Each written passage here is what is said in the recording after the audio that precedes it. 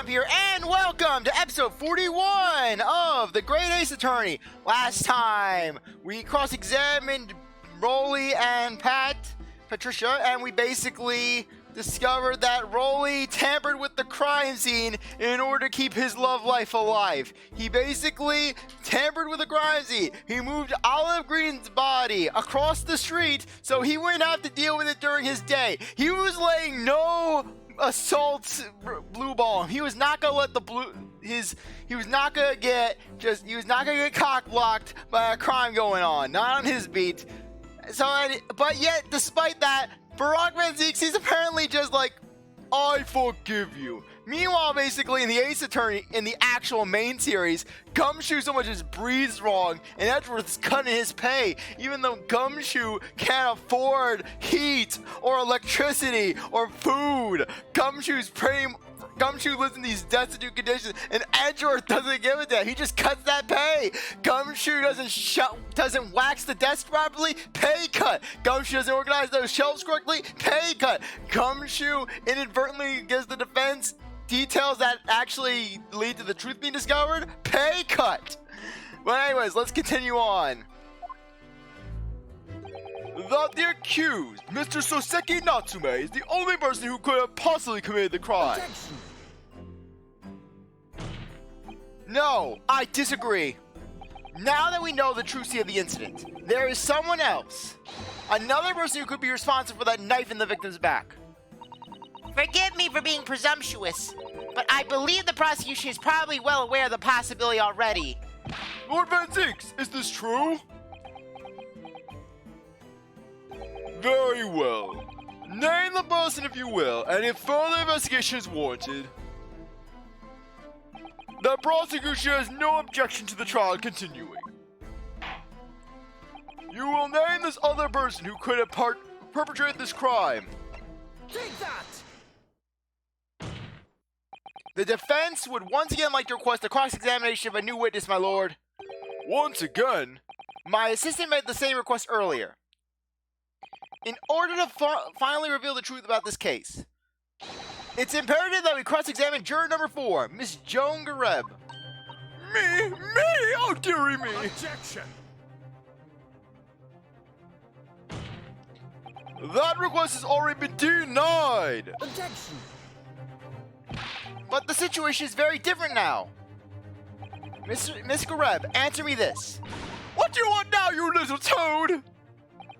At the time of the incident, you were engaged in a violent argument with your husband, Mr. Joan Garrideb. I swear, I can't talk today.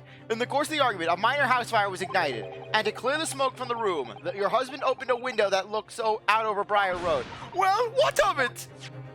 You threw this book at your husband when he was cornered with his back against the window. Upon striking the pane on the open top-hinged casement window, the book plummeted directly down, finding its way to what we now know to be the true scene of the incident. Yes, and as I said, what of it? During the argument, you were beside yourself with rage. As such, you threw not just books, but anything you could lay your hands on. So, let me ask you this one more time, Mrs. Garrideb. This knife, the one removed from the victim's back, have you never laid eyes on it before? Oh!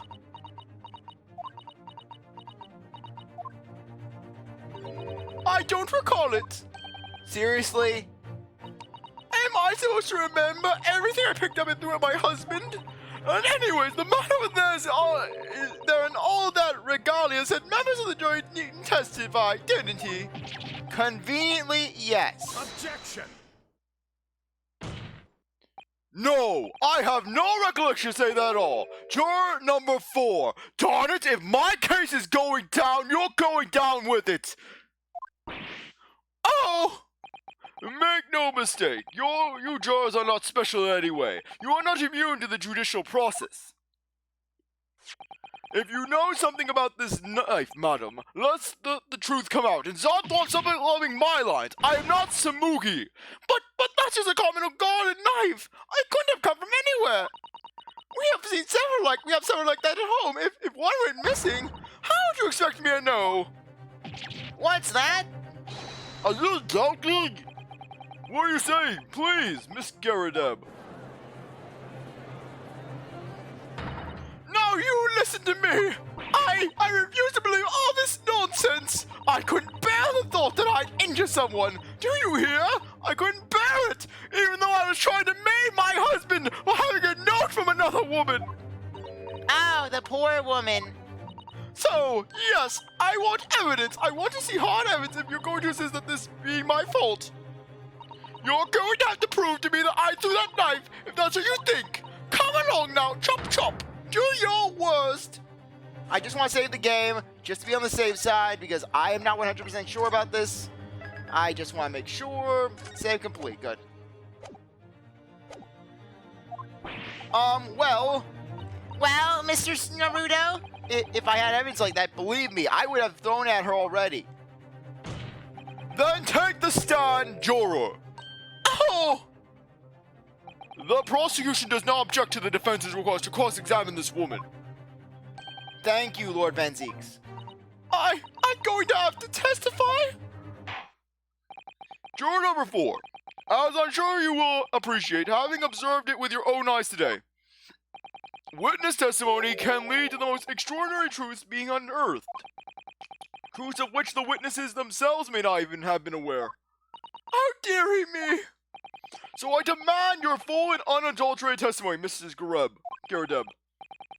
And mark my words, in this court of law today, we shall extract the truth. Do you concur, counsels? Certainly, my lord. Oh, that's what I'm hoping for, my lord.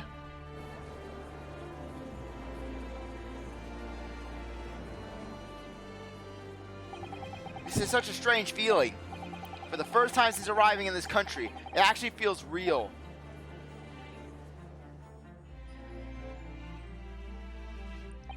I'm here in the Old Bailey, and I'm a lawyer.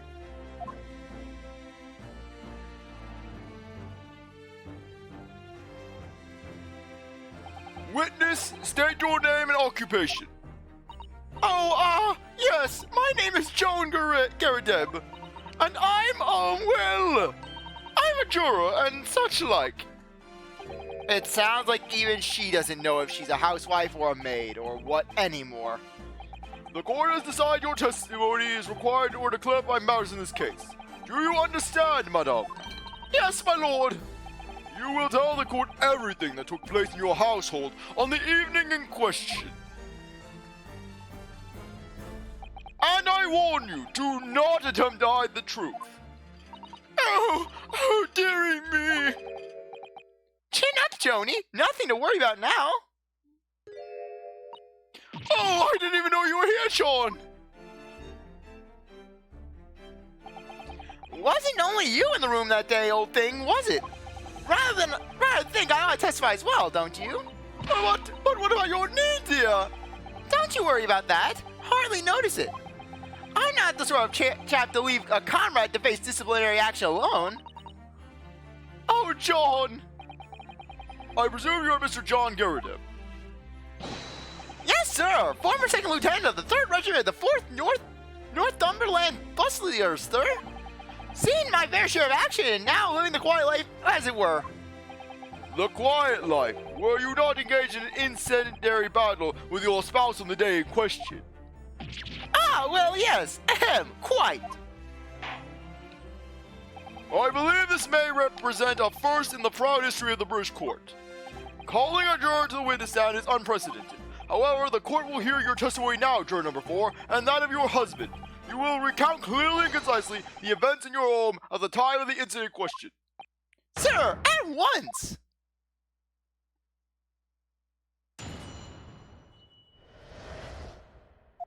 The Battle of Garrideb. Yes, on the day you're referring to, the wife and I did have a bit of a skirmish. Can't recall the reason now. I knocked the counseling over and set fire to the carpet. Soon had out, though, and got the window open. Meanwhile, I was picking up whatever I could find to throw at him. Plenty of knives around our place. Can't say I noticed if 1 or 2 went missing, I'm afraid. If that Bali thing in the victim's back really was one of ours, you'll have a job proving it, I think. It sounds as though it was quite the battlefield in your household that evening. Although, an entirely one-sided assault, it seems. The enemy caused on the top, sir, had no choice but to dig in and take a defensive measure. To be honest, if the enemy had kept shelling us from another minute, we'd have been toast. Of course, a veteran such as myself is only too aware that on any battlefield, you're just a gnat's whisker from death at any moment. Are we still talking about a marital quarrel here? Yes, Joan Garrideb can join forces with juror number 5. Well, I must say, I'm dubious that this testimony will shed a light on the origins of this jackknife. In combat, one's focus narrows such that surroundings are barely noticed. These witnesses may not be able to offer anything more than they have testified already. This may be a dead end. Van Zeeks may well be right. Well, whatever the chances, we ought to have this last cross-examination uncover the truth, Mr. Naruto. Yes, I'm afraid so. Very well, counsel. Begin your cross-examination.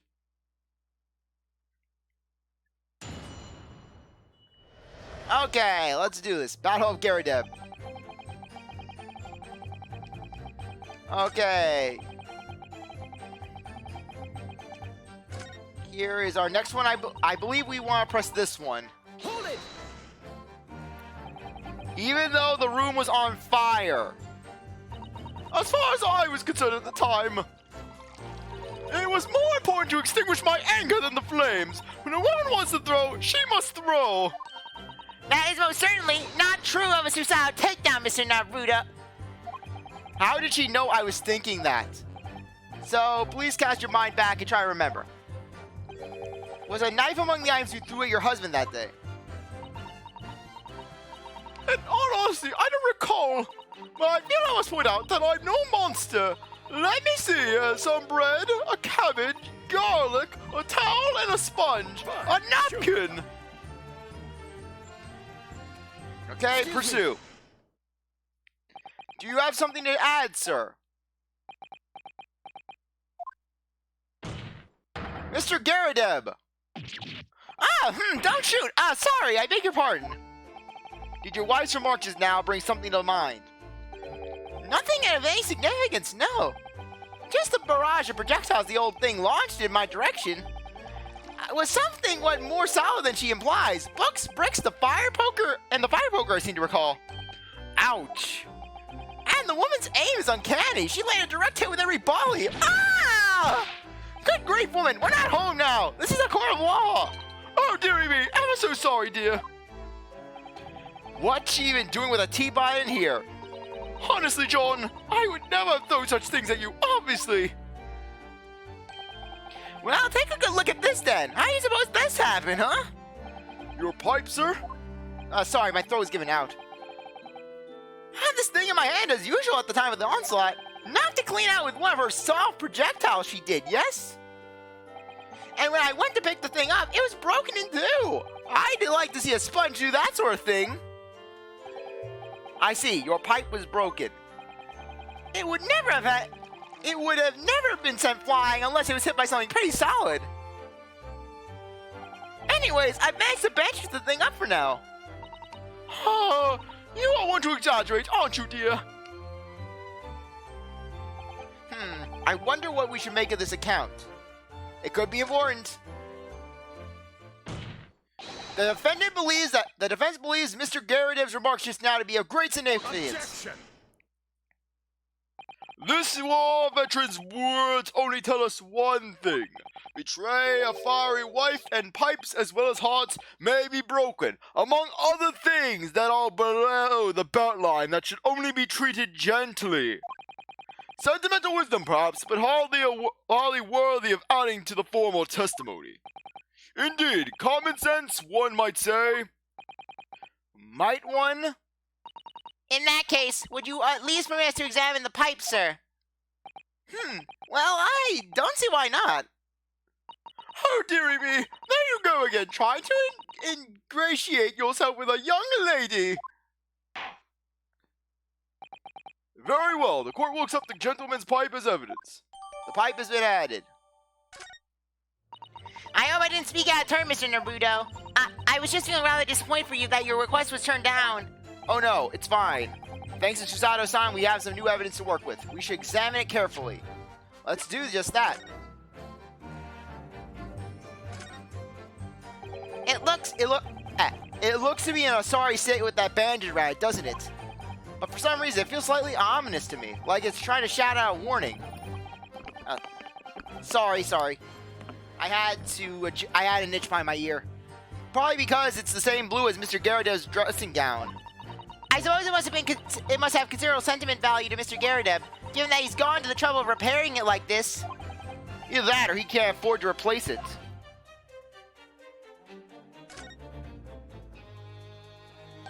Oh, something just twinkled inside the chamber of the pipe there. Yes, sorry. What is wrong with me today? Yes, I saw it. Something stuck in there, I think. Let's turn it over and give it a shake. What's this? It's a tiny fragment of metal. It looks like the tip of a blade or something.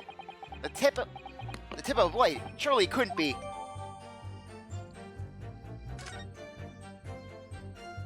Now, I believe that we have to then. Okay, let's just get through this. Well, thank you for that rebuttal, Mr. Garrideb. Now, if you could return to the crux of the matter, what can you tell the court about the knife used to attack the victim?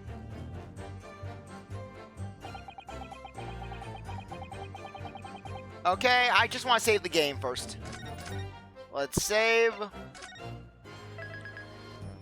And we are good.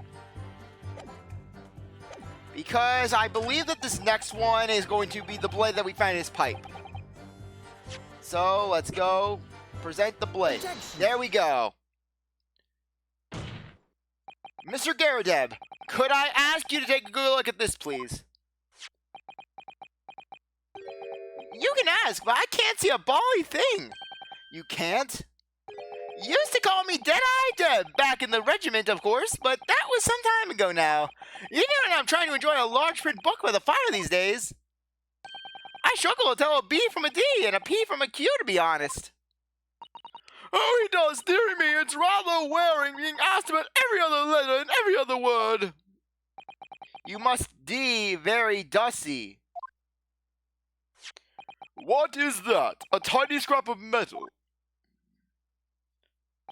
Yes, almost certainly from the tip of the blade.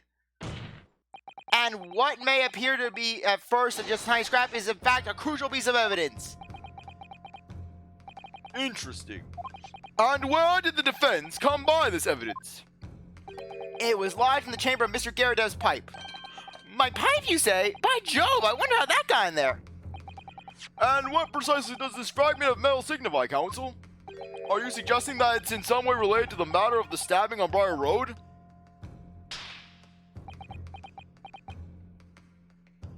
I am. What?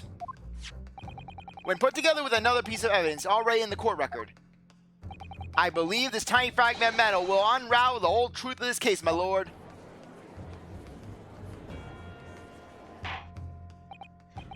You appear rather confident in that extraordinary statement, Counsel. Very well then, present the pertinent evidence to the court. What evidence, when paired with this fragment of metal, allegedly reveals the truth of this entire case? The jackknife. Take that! This is the knife that was found in the victim's back. If you look closely, you will see that there's a small piece at the tip of the blade that is missing. A common issue with the inferior blades sold at unsavory street markets. Unlike the fine metals I buy for my knives could cut through stone and would never dull an inch.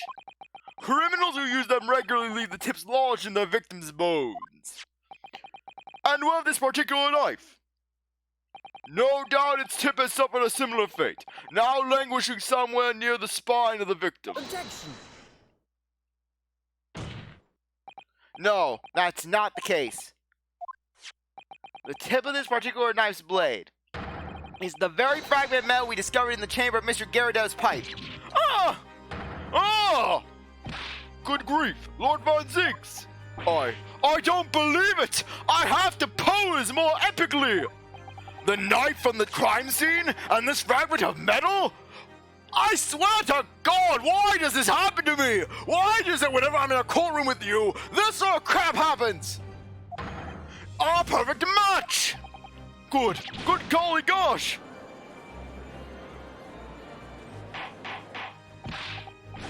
Order! Is this some sort of Eastern sorcery?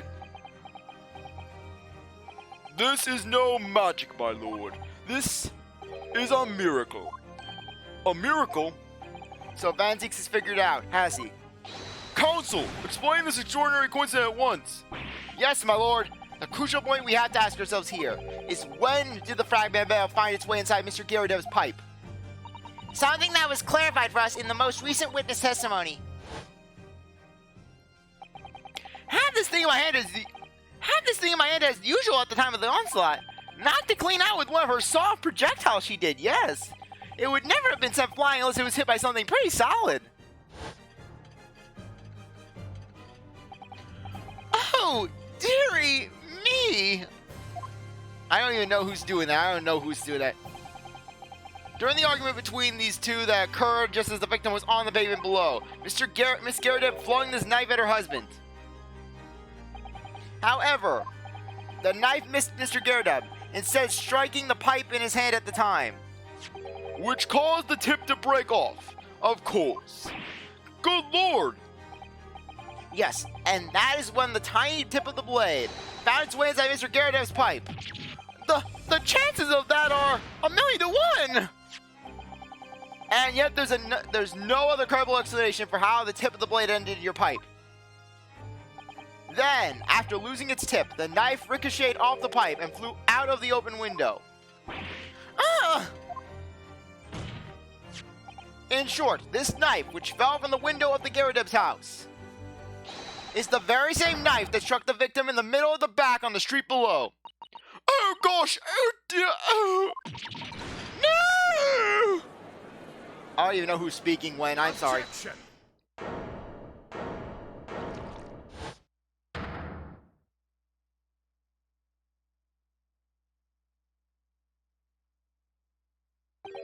A full-body theory, I'll give you that. A complex bouquet of seemingly trivial points, plausibly arranged to create an almost passable vintage. Allow me to toast my learned friend's characteristically Nipponese approach to bottling his arguments. Sorry? But after all that, it's just a theory. The bottle, I fear, is corked. Because you see, it's spoiled by an insurmountable inconsistency. An insurmountable... What? Lord Van Zieks, explain yourself! What is the inconsistency you claim to have identified? An inconsistency of the simplest nature, my lord. The victim was found with the knife planted in the middle of her back. Yes, in her... Ah! That's right, you silly little man! Now, Joan, whole thing. What are you getting so excited about? Let us consider the basic facts of the case once more. The victim was walking along the pavement before being stabbed in the back and falling to the ground. If the knife had struck her as she had fallen from above, there's no possible way it could have planted itself into the victim's back. Yeah!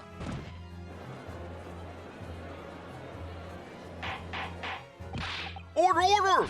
Quite right, you see, that's exactly right. If the knife had fallen on her from above, it would have struck her on the top of her head. Well, yeah, I'm not reading that.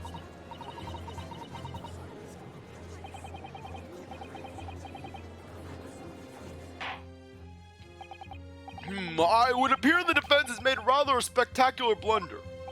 If a theory has even one inconsistency, it cannot stand. Your theory, my learned friend, is history!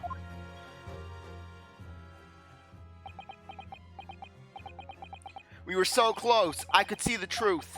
I was so sure we were on the right track, but now the way has been blocked completely by just one simple inconsistency. Or in other words, we simply need to eliminate that one inconsistency, and the theory will stand. Miss Susato. You mustn't worry, Mr. Naruto. You were just caught off guard, that's all, and your mind went blank. But if the path you are on is indeed correct, then a way will present itself. The key to this is in the court record, I'm sure. All the information you need is there. It seems you have nothing to say, my Nipponese friend. Well, your silly silence speaks volumes. A tacit acceptance of your theory is fatally flawed. Objection.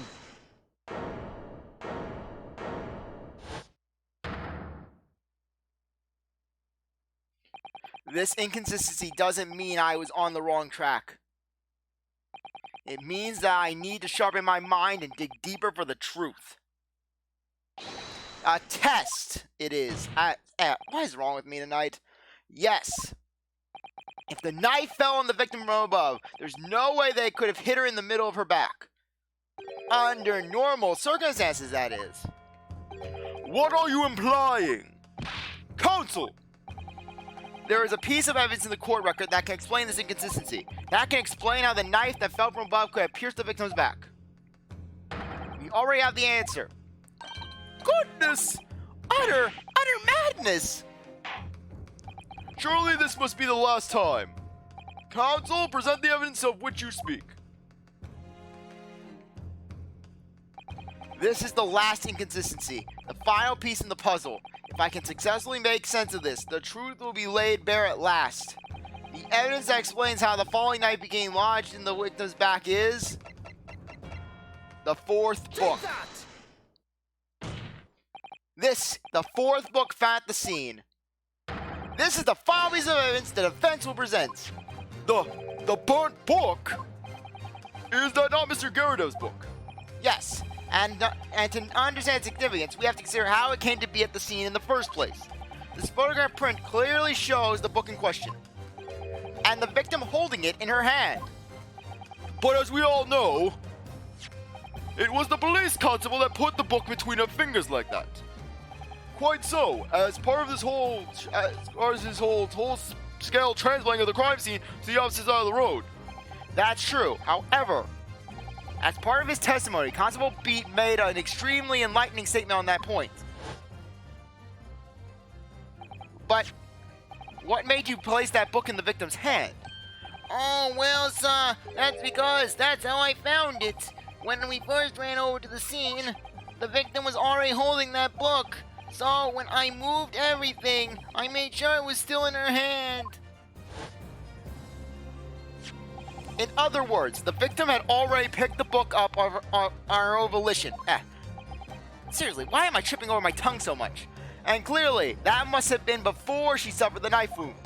Well, I should say so. After being attacked with a knife, I don't imagine she'd have been doing much of anything.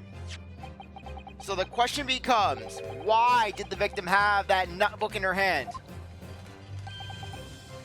But, by jingo! I think I'm beginning to see what must have happened now. How dare me! We know that the book fell from the top floor of the Garrideb household onto the pavement below, at precisely the moment that the victim was walking past. Yes, at exactly that moment. The young woman was walking along the street in the light fog, when all of a sudden, a book fell right in front of her. The book I threw! Yes, Miss Garrideb. And what do you think the woman did? What would you do if you were walking along and suddenly a book landed in front of you on the pavement? Well, I really can't imagine it, but I suppose she might have reached down and picked the book up. Yes, that is exactly what the woman did. In fact, she picked up the book. Oh heavens! And when the woman reached down to pick up the fallen book, what position would her back have been in? That's right, facing the sky, completely and utterly defenseless. Then, in the very next moment, whilst the woman was still bent over picking up the book,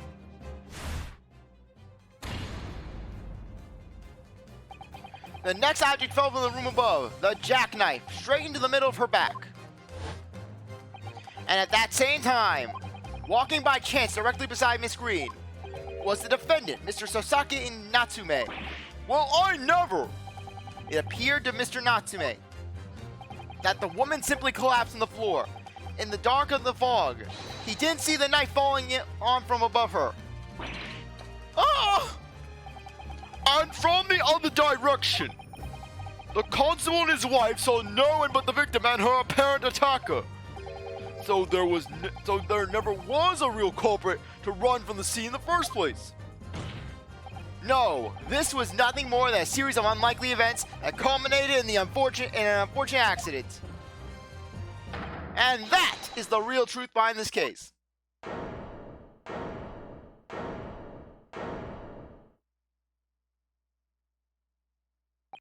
Well, Mr. and Mrs. Garrideb,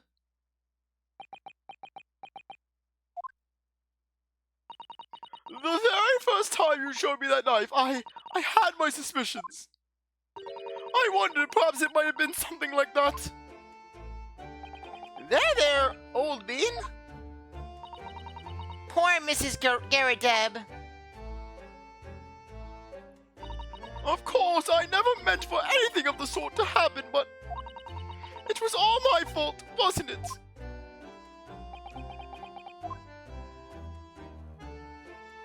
I take full responsibility. I let my anger get the better of me. I threw that book, and I threw that knife as well. John, dear. It's all right, I know. I'm ever so sorry. Truly. I'm sorry.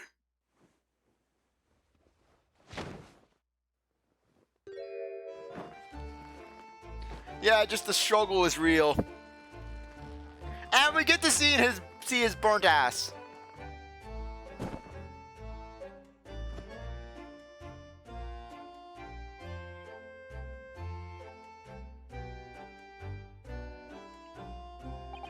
Lord Van Zinks, what news of Mrs. Garrideb? She's been taken to the infirmary. It would appear that today's events had left her in an especially flustered state. However, I believe she will recover in due course. There is no cause for concern. Yes, unbeknownst to themselves, they caused what could easily have been a terrible tragedy. They shall have to prepare themselves for the consequences of their actions. There is some good news, however, my lord. I have just had word from the hospital where the victim is being treated. Her condition is improving steadily, and the doctor believes she will regain consciousness soon. It's strange. We've been talking about the victim all this time, but we never once met her.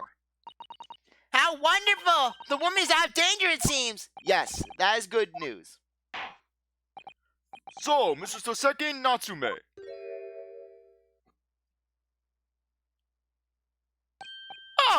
Yes! On behalf of my fellow countrymen, I would like to take this opportunity to beg your pardon, sir. You came from your distant eastern homeland to study our great British culture, and have been repaid with immeasurable unkindness. Please accept our heartfelt apologies.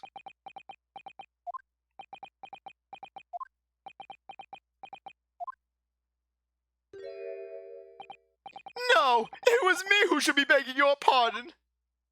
Oh no, Mr. Natsume. That evening, when the young woman just collapsed on the pavement before my eyes, I jumped to the wrong conclusion again in my confusion. What conclusion, sir? I was sure that the woman was dead. Yes, Constable Beat said the same thing, didn't he? He thought she had been killed too. I suppose she must have looked completely lifeless. It's been about a year since I arrived in Great Britain now, but I still can't get used to life here. I just can't relax. I'm sure there are evil spirits lurking in the fog, like they're haunting me. Poor Soseki-san. His imagination really has got the better of him. Yes, poor man. So it happened. I thought the young woman had been taken by the fog spirits. I should never have dropped my books like that and run away. I should have called for help, for a doctor, for the police, for an exorcism squad. Instead, I managed to create a rift in the relationships of trust between our two empires. And for that, I am truly sorry.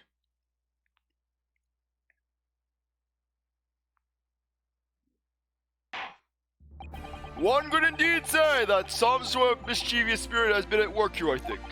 On that create a chain of unfortunate mishaps.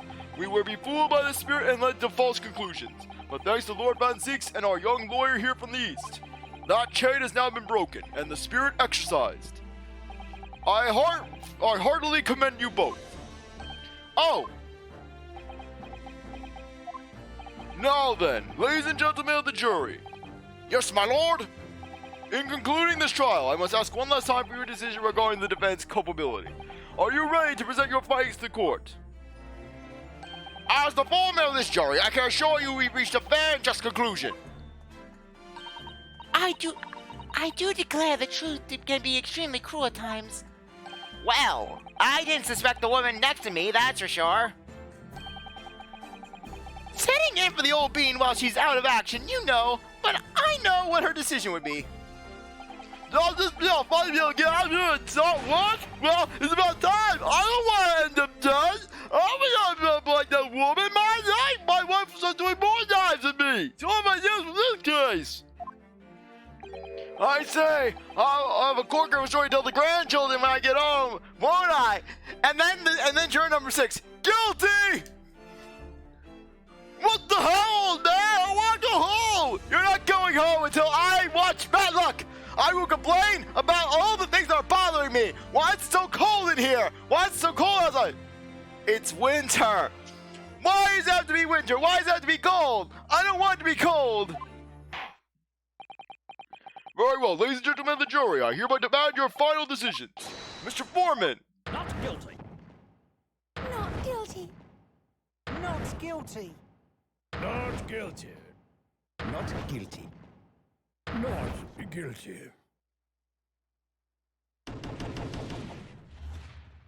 And then someone actually punches the wrong flame. They actually punched the guilty flame. Very well, Mr. Soseki Natsume, I hereby pronounce you...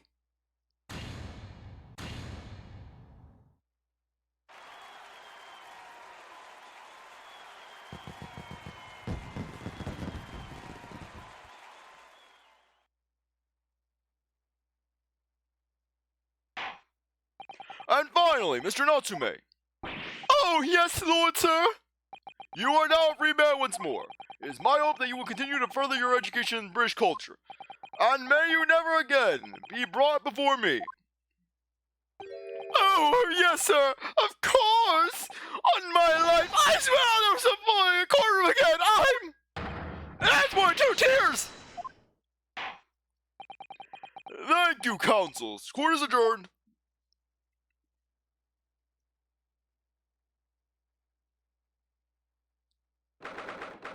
The 20th of February, 3:17 p.m. The Old Bailey. Defendant's antechamber. Oh, locum! Wait, you mean me? Of course! Is there another locum here? Is there even one? Compared to the original locum student, Mr. Naruto M. Esquire, your name has become rather short, hasn't it? What's wrong with using my actual name? Oh, at last I'm free! I'm free! Joyful, joyous, jubilant, jubilation! Here, Edie, hearty, happiness, hurrah! Oh, I'm so pleased. Mr. Natsume is delighted. Would it be so hard just to say that then? Locum, you did it! You saved me from the brink! Well, what happened to the poor woman was in no way your fault after all. I'm just glad everyone can see that now. No, not that! Lovely, loyal locum, lawyer! Yes. I mean, as I said before, I have just never gotten used to life here in Great Britain. Every time I look over my shoulder, I see foreigners. I see towering brick buildings.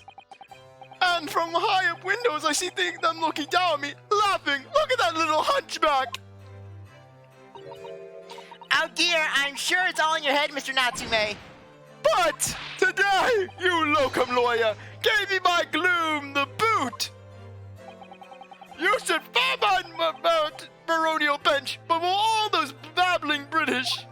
You battled to the bitter end, laying bare the baffling truth. And when I beheld the blinding fogs among the beams of the Bailey's roof, I bellowed. Behold the best barrister ever born! Well, that's very flattering, and we're very pleased for you. This has given me a wonderful antidote to encounter my old friends back in Japan. Ah, an antidote? Is that what to become all my hard work? Ah, there you are, my dear fellows. I apologize for keeping you waiting. I rose late this morning, and I had to bash in the tires of Danzig's omnibus. On his carriage. Why would you do that, Holmes?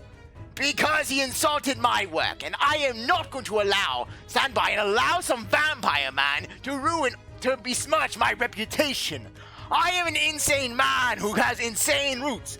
My brother Mycroft killed several prostitutes. He was Jack the Ripper, and he was proud of it. Oh, Mr. Sholmes, what a pleasure to see you. I see I am not a moment too soon. A disaster has been averted, I'm glad to say. Oh, The trial shall begin presently, Mr. Nurudo, and I wish you the very best of luck. It's just finished. What? No! Then my haste was in vain! That carriage I hijacked! Pointless! Now how will I explain to the guy that I hit over the head with a book? Ah! It's you! You're going down, asshole! Look come, student Naruto! Hold my books! Sherlock Holmes! Oh, how we met, sir?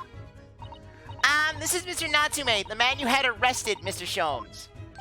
Ah, I see. I failed to recognize you at first. Our previous encounters had taken place in the gloom, either in your bleak lodgings or in a prison cell. I simply couldn't place that curious face in the light. Charming. This is all your fault, Sherlock Holmes! You're the reason I had to go through this terrible ordeal! How I had to undergo cruel treatment and interrogation by that prosecutor and his clamps! He was claiming to do some science to this phrenology! I don't even know what that is, but he kept squeezing my head with the clamps and telling me that I had the head of a deviant! I'm gonna give you a piece of my mind!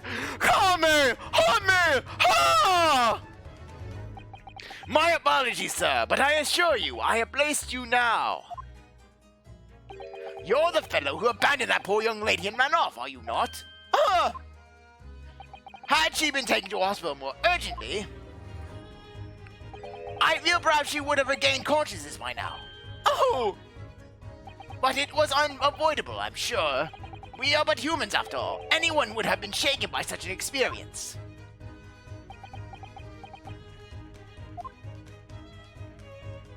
I do feel very badly about how I behaved. Well, never mind. Now then, what was it that you wanted to say to me, sir? Nothing. Priceless! Oh, I'm sorry. Really, but... That was quite priceless! Poor Soseki-san. Still, on the bright side, you've had an extremely entertaining experience without paying a penny.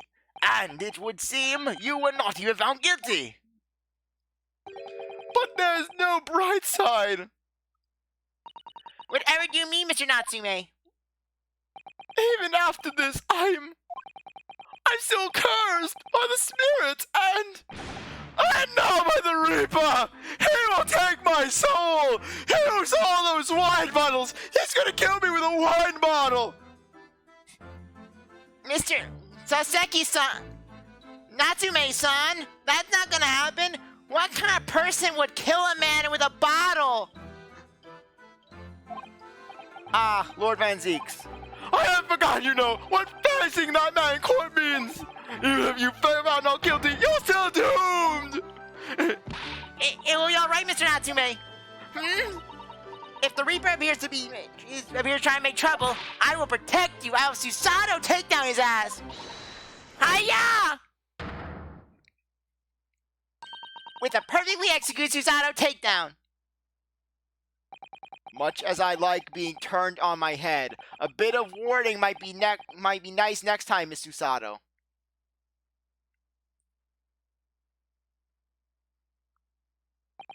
So, Mr. Natsume, what do you intend to do now? You mentioned something about recounting your experiences to your friends back in Japan.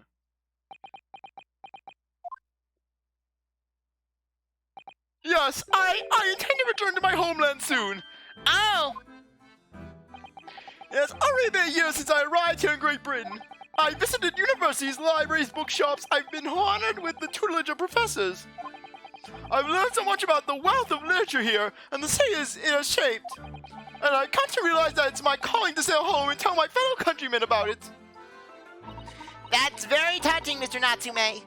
Or, in perhaps less veiled terms, you wish to withdraw halfway around the world to escape the terror of the Reaper's curse. That's not it at all! At least not all of it! The more I learn of literature, the more this strange feeling claws at my inside. I feel compelled to return to my roots and attempt to pen a work of my own. Oh, I see. A work of literature by Soseki-san. Could be an interesting read. And what about Miss Susato and yourself, Mr. Naruto? Sorry, what about us? Will you return to Japan alongside your mustached compatriots? Why would we? A week has not yet passed since we arrived in London. And only now does it feel as though we've finally found our feet. And you are accommodated in a hotel at present, are you not? That's right, but we need to find lodgings before it bankrupts us. I calculate we can only afford another 10 nights before our entire budget is exhausted. Well then, you could take my lodgings. Oh, the windowless room. Huh, but what it lacks in windows, it more than makes up for with a floor, ceiling, and walls. Great! And of course, I'd be happy to leave behind the accursed evil spirit with you guys. Oh my, an evil spirit. Oh yes, it tries to suffocate you while you sleep. It's an infallible wake-up call. Well, we'll think about it, that's alright. Perhaps I can offer a more welcome alternative. Would you consider taking lodgings with me? Really?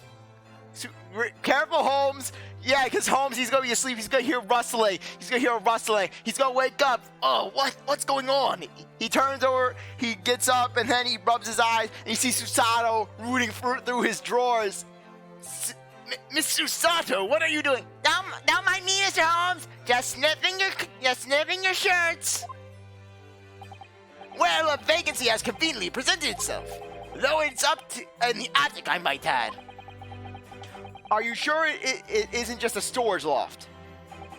I spoke with the landlady this very morning on the matter of price, and Iris is cleaning the room as we speak.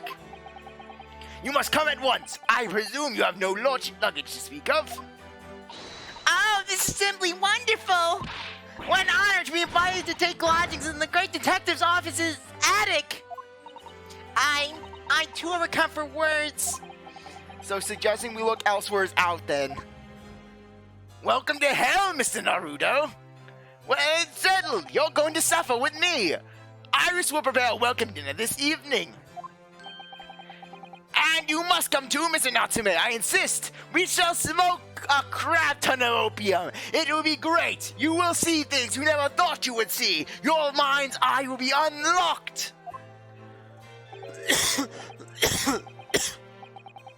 I don't know what to say, but thank you and yes.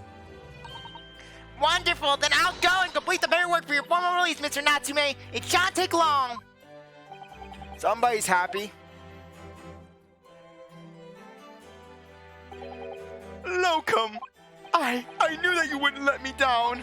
I'm truly delighted to have met you here in London. Likewise, Mr. Natsume. It's been a privilege meeting you too. It's a shame that we're going to have to say goodbye so soon.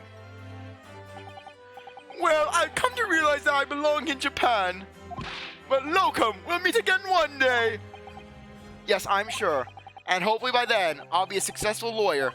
Hopefully by then, I'll be a successful author. Well, my dear fellows, our carriage appears to have arrived.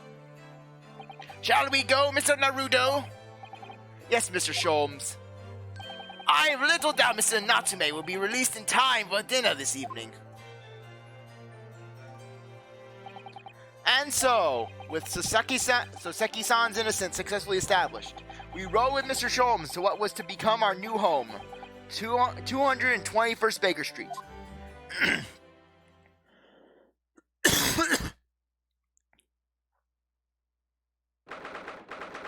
20th of February, 4:41 p.m., the attic room, and a ladder. Complete with a ladder. So this Is to be our new office, yes. our office. I'd rather like the sound of that. Me too. It's simply wonderful, isn't it?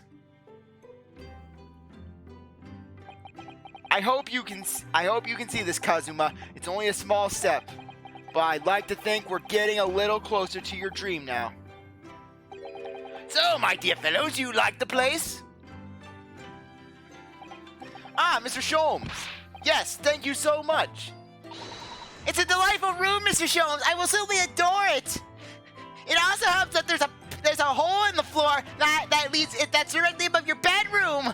And then Holmes is basically sleeping. He's in his bed, he's asleep, and then he hears deep breathing coming from the ceiling.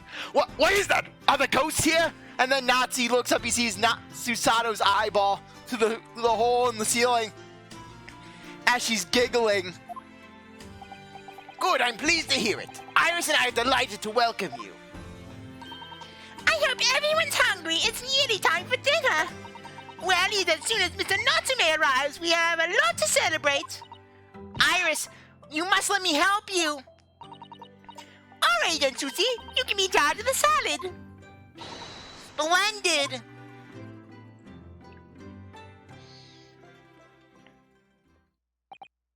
So, Mr. Naruto, how does it feel to have your own office in the capital? It's very exciting, actually. I can't help but wonder what adventures await us. Those were precisely my sentiments when I first established my office at these premises. Until I discovered the dark truth about the city of London, that is. Sorry? London is a glorious place, full of wonder, opportunity, prosperity, and mirth. But the brightest of lights cast the darkest of shadows. Shadows? What do you mean? Well, it's kind of hard for you not to see those shadows when your brother is a serial killer. Was an infamous serial killer who killed prostitutes on the ground that they rejected his love. Well, I believe you're well aware of the murkiness that lies behind London's facade already. So once again, Mr. Naruto, welcome to London.